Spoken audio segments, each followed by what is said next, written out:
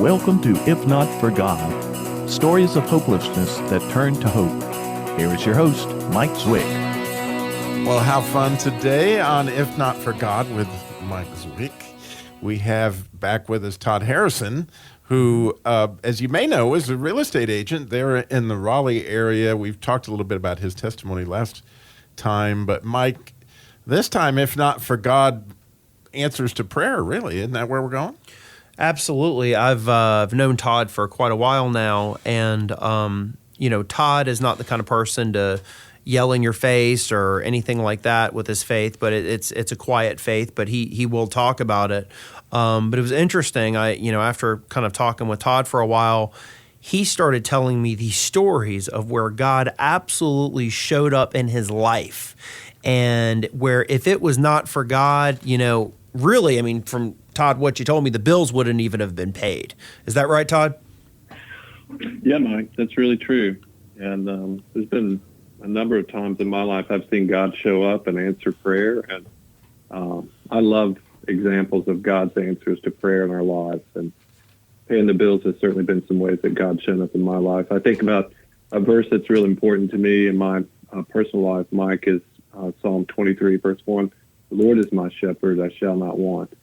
And I just love when God shows up. Absolutely. And so you grew up in Tennessee, is that right? That's right. Yep. And I grew up there. Okay.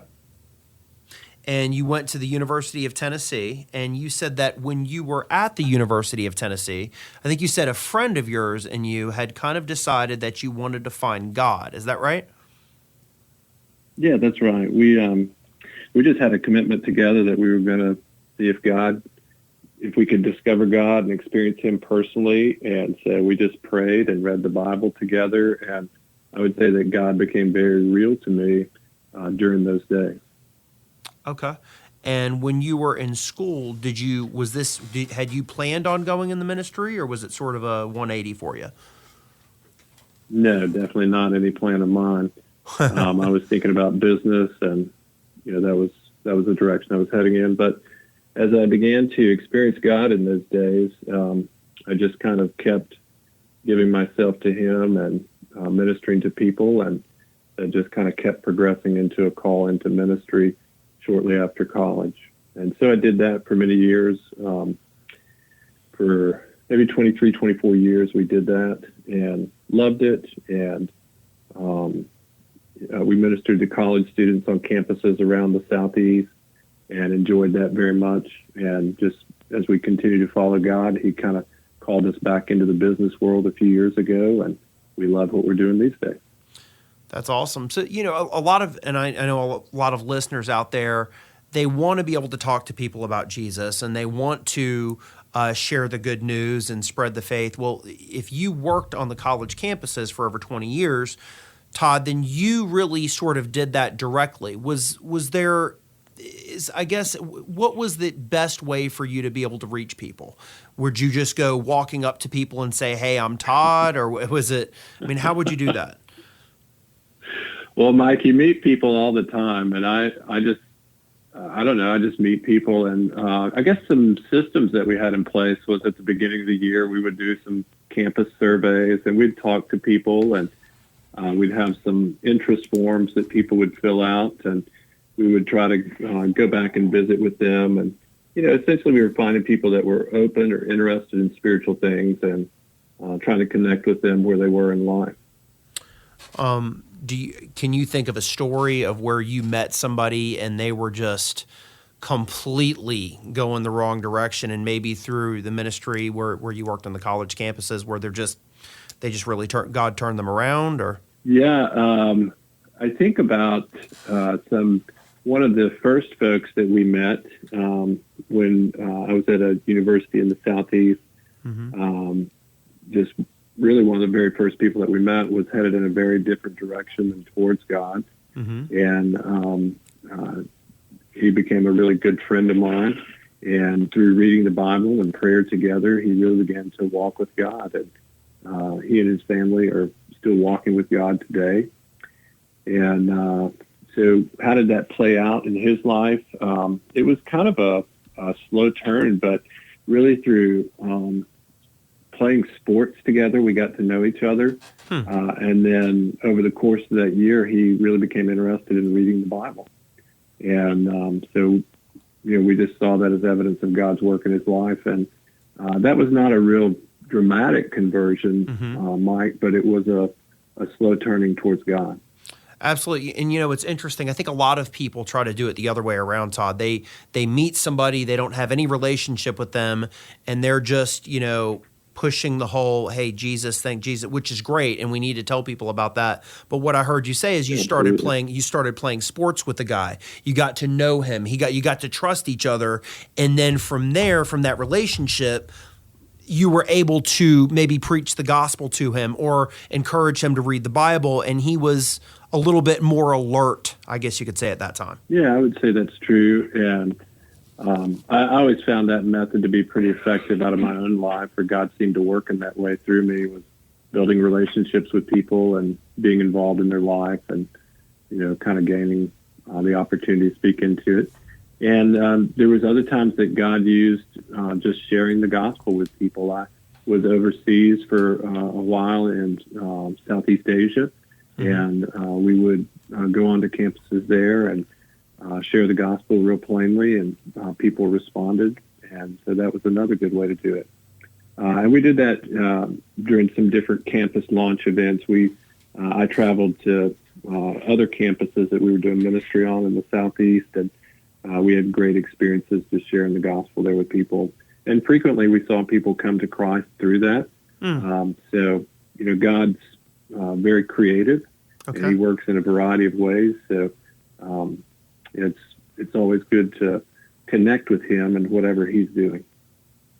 Yeah, well, Todd, and I talk to a lot of people now, and they say, well, I'm a businessman, and I go out and I may sell cars, or I sell insurance, or I do this, and they say, well, I'm not a preacher. I can't really talk to people about Jesus, but I know I've talked to you about this a little bit, and you said that you being in the ministry for all those years, now that you're in business, I'm sure that just being able to talk to people helped you out a little bit as well. Oh, yeah. And Mike, you'd be surprised the number of times that I get to pray with people in my current occupation. And so I met with a family last Friday, and we just prayed and asked God to help us sell their house before I left. So, it was really, I find that, if you're open to what God's doing in your life, it's interesting how other people are open to hearing about that as well. Yeah, and I sometimes I'll pray with people as well, and one of the reactions that I'll get was kind of the reaction that I got, I think, that I gave you when you had told me, Mike, one day, hey, I want to pray for you because my son had locked me out of my house, and it was freezing outside, and I was on the phone with you, and all of a sudden you said, Mike, do you mind if I pray with you? And I was like, after I shut my mouth, I was kind of surprised because you don't hear that a lot from a realtor. I said, absolutely. And when you prayed for me, I had felt so much better. So that, just because you're a realtor or just because you're not necessarily a preacher, you're saying doesn't mean you can't pray with people. Yeah, I think, even more importantly, we engage with God in the everyday aspects of who we are. I think it's even more valid in some ways in people's lives. So, yeah, I'm real strong on both. The rest of the audience is wondering, like me, if not for God, did you get in the house? Eventually, I got in the house. After Todd prayed for me, I had a neighbor who was behind me. She came over and she said, you look so cold and I know you can't get in. I'm going to give you a coat. So she gave me a coat to wear and then my wife came home and she let me in. So like Romans 8:28, we know that all things work together for good. It all worked out. You got in. That's good. I got in, but the bigger thing was just that I was touched by the fact that my real estate agent, we were just talking about business and he cared enough to asked me if I wanted to, if I needed prayer. And I thought that was really good. The other thing, Todd, and you had mentioned this before, when you had first started off in the ministry out of college, you weren't making a whole lot of money. That's right. Yep. And if I remember right, Mike, I was making about $600 a month. So that's still not a lot of money even these days, is it? And that's not a week. That's okay. Yeah. So That wasn't a week. That was a month. Yeah, absolutely.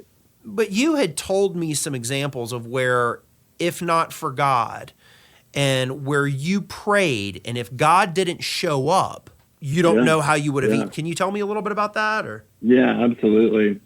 Mike, I'd say early on in my walk with God there when I was in the ministry, we were paid very much on commission. So whatever came in that month, that was reflected in what came out. And of course, expenses and other ministry costs were taken out first. And so one month, Mike, I actually got a check for $11.47. And I just kind of remember thinking, oh, man, what am I going to do? And just immediately praying and asking God, just telling him, Lord, I know that you can take care of me, and I pray that you would. And so, practically, I had to figure out how I was going to pay rent that month. Okay. And Mike, in the same, just after I prayed, I was going through the same stack of letters, and there was a letter in there from a friend that I knew, and they said they had written a note and said, God was speaking to me, and I think he asked me to send you some money. And so there was a check in there. It was for $150, which was the exact amount that I needed to pay rent. Okay. And so I was able to take that money and pay rent with it the next day. And throughout that month, even though I only got $11.47 in my paycheck, I found folded money that was had been lost somewhere. I received other checks that month from other people that I knew. And typically in those checks, people were saying things like, hey, I think God wanted me to send this to you, or I hope you'll find this encouraging. God touched my heart. I wanted to get this to you. So it was really amazing how God met my needs day by day. All right. Well, we got to go to a break, and maybe all listening can be thinking about, if not for God in your life, that time that you wondered, and all of a sudden he showed up in a big way. We're going to be hearing more from Todd and more on that in just a minute, so stay tuned.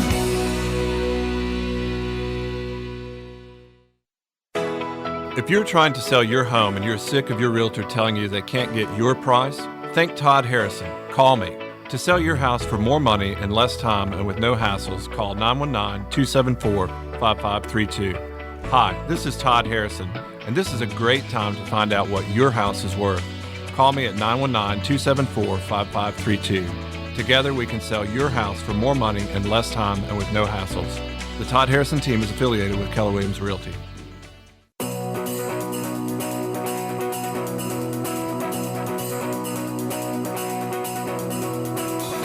Welcome back to If Not For God with Mike Zwick, and today we have Todd Harrison, sponsor / real estate agent there in the Raleigh area extraordinaire. And one of the stories that just tickles me, Mike, is your own. Like, how in the world did you two, get to know each other? Well, it was completely random. I mean, just there was no way that we would have ever met. And what I did was one day I was looking to sell a home, and I asked God, I said, God, show me somebody who's going to help me sell this home. And I literally Googled all of the real estate agents that I could find. And I went through all of them, and I was looking at them, and I said, Todd Harrison, my middle name is Todd. I'm going to call Todd, and we'll see what happens. And so I called Todd Harrison. Do you remember the phone call when I called you, Todd? Yeah, very well, Mike. What do you remember about it? Well, I remember it was you were pretty excited. You needed to sell a house, and you mentioned one that I had sold. You found me that way, and you mentioned my name.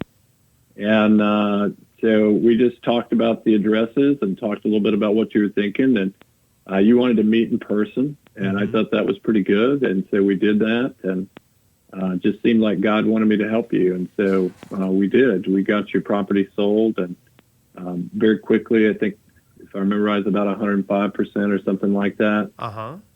And it was a really good deal. So, and it was just a joy working with you on that. Yeah, and everything that needed to be done, Todd, you did it. You said there was another story If Not for God real estate story of one that ended up closing in December. Is that right? Yeah, that's right. We just closed one here a few weeks ago. And Mike, we had been on the market for a while.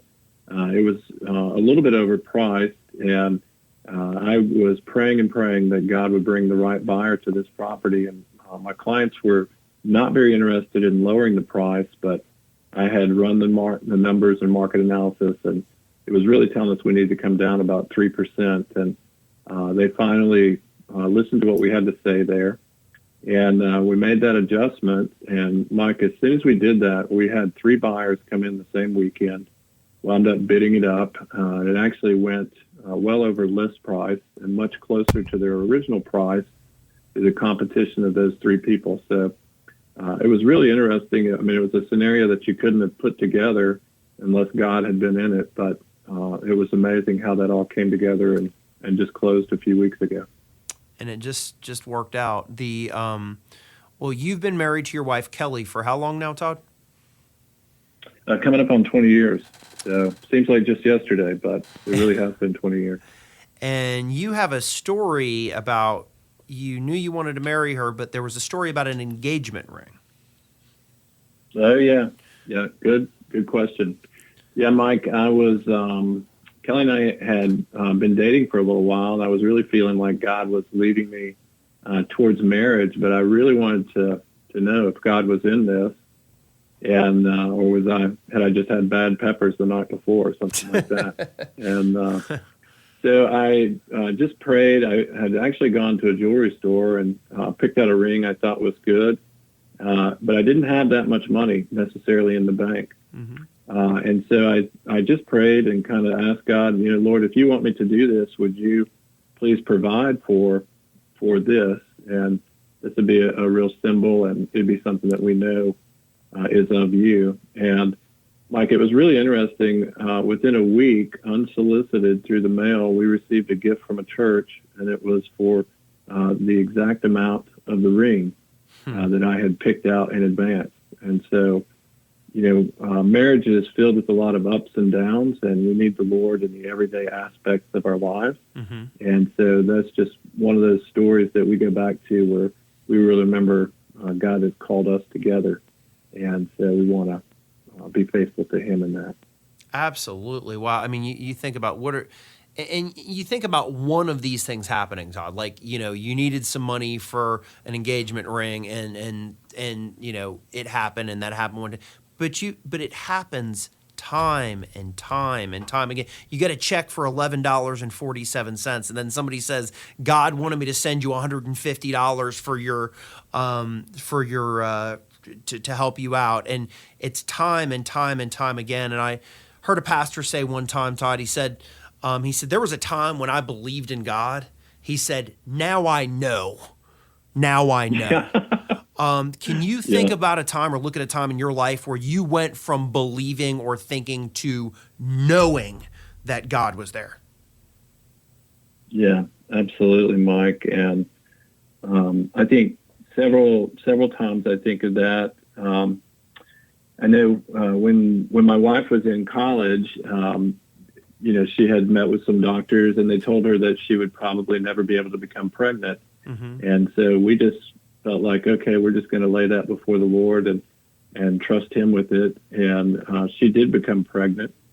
And while with our first child, we had a couple of cars, and one of the cars we were driving just died, Mike. Mm-hmm. And so we just had one car, and Kel was pregnant. And so we didn't know what we were going to do, and we talked about it, thought about it, said, well, we could talk to our parents. We could, appeal to people to give us a car. And then we just came to this conclusion between ourselves that all that was good, but we were going to appeal to our Heavenly Father. Mm. And so we did. We just took it to prayer and prayed. And Mike, as I remembered, it was probably about 3 weeks we were praying every day that God would bring us a car if he wanted to. And we received a call from some friends of ours that were in Philadelphia, and they said, hey, this might seem kind of strange, but we think God's asking us to give you our car. Would that be okay? And, oh, by the way, it's an Acura, and we'd love it if we'll get you a plane ticket if it makes sense to you. We just really strongly feel like God's asking us to do this. Wow. And so, time and again, we've seen God answer prayers, Mike, that he can do it. I love this verse. It just really goes to knowing that about God. In Romans 4:18, it says, against all hope, Abraham in hope believed, and so became the father of many nations, just as it had been said to him, so shall your offspring be. Without weakening in his faith, he faced the fact that his body was as good as dead since he was about 100 years old, and that Sarah's womb was also dead. Yet he, Abraham, did not waver through unbelief regarding the promise of God, but was strengthened in his faith and gave glory to God, being fully persuaded that God had power to do what he had promised. And I just love that verse. I love how God has power to do what he's promised. And I love praying the promises of God because I love seeing him show up and answer prayer.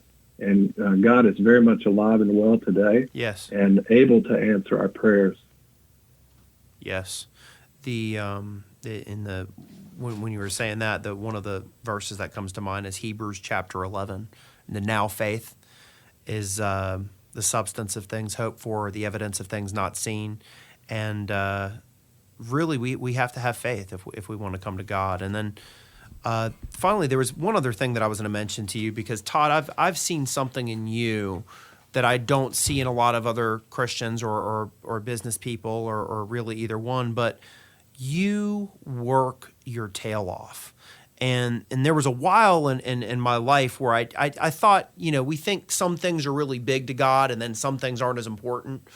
But as I look through the Bible, I look through it, 2 Thessalonians 3:10, it says, but we told you this from the beginning, that if anyone there were among you who would not work, neither shall they eat. I was also looking in Romans 12:11, it says, being not slothful in business.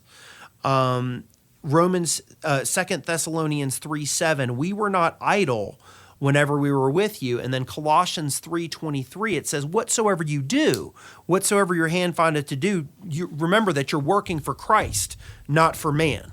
How does knowing those verses, how does that motivate you every day to give your best and to do your best for the Lord? Thanks, Mike. I'm really honored that you believe that about me and that you see that in me.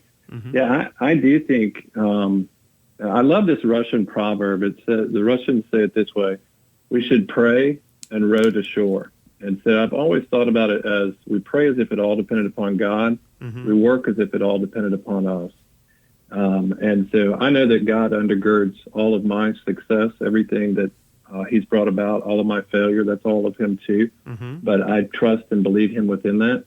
But I just believe in praying and trusting God and then going to work and seeing how he works it out in our lives, if that makes any sense. But I think those are things, I think we can rely on the Lord to accomplish greatly within us. Absolutely. And then, and I don't know if you've kind of gotten this way, but when I was younger and when I first started working, a lot of times when I thought about working hard, I said, oh, this is a pain, this is this, it's that. Eventually, I've kind of gotten to the point now where when I've had a good long day of work, I actually enjoy the work. So it's no longer this thing that you have to do that you hate, but you can actually enjoy it. Do you see that as well? I do. And I experience God in my work and enjoy it, get into the flow of working and really enjoy experiencing him there. That's awesome. That's awesome. And Robby, did you have something you wanted to add? Yeah, I'm curious, when you were there in ministry in the colleges, was there ever a time where there was just a tough nut to crack? It's like, Lord, would you just give me the words to speak to this guy, because I just feel like you want to bring him into your kingdom and I can't figure a way to connect with him. Would you give me the words? Would you give me the words? Is there a story along those lines? Yeah, Robby, that's a great question. One of the things that my mind goes to there is you mentioned that when we were on the campus that we were last on, our very first year on that campus, we were doing some surveys, which we had experienced before at other campuses. And there was this one guy that was particularly difficult, and I just felt like God really wanted me to go and talk to him. And so I did. We went, we shared the gospel with him, and made an appointment to go back to him to answer any questions that he might have about that.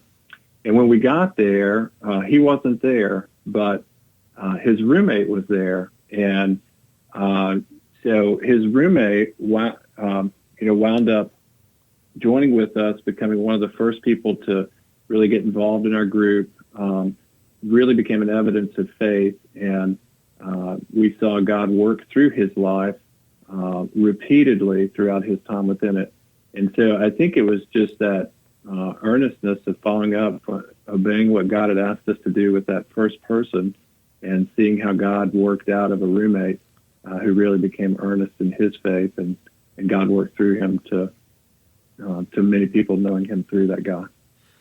And Todd, if people want to get in touch with you, whether they want to sell their home or buy a home or whatever, or even just talk to you and ask you some questions about this, what's the best way for them to get in touch with you? Oh, sure. Thanks, Mike. They can just give us a call, 919-274-5532.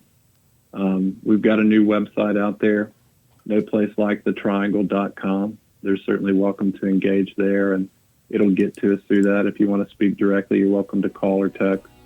And we're always happy to talk to people. And if we can't help them, Mike, we usually know someone who can. We'd be glad to put them in touch with people, even if we couldn't do it ourselves. Absolutely. Well, Todd, we sure have appreciated having you on, and just these stories have inspired me, and I hope they inspire the listeners listening right now. Thank you for listening to If Not For God with Mike Zwick. For more shows, subscribe on iTunes to If Not For God. For more information on Mike or to contact him, go to ifnotforgod.life.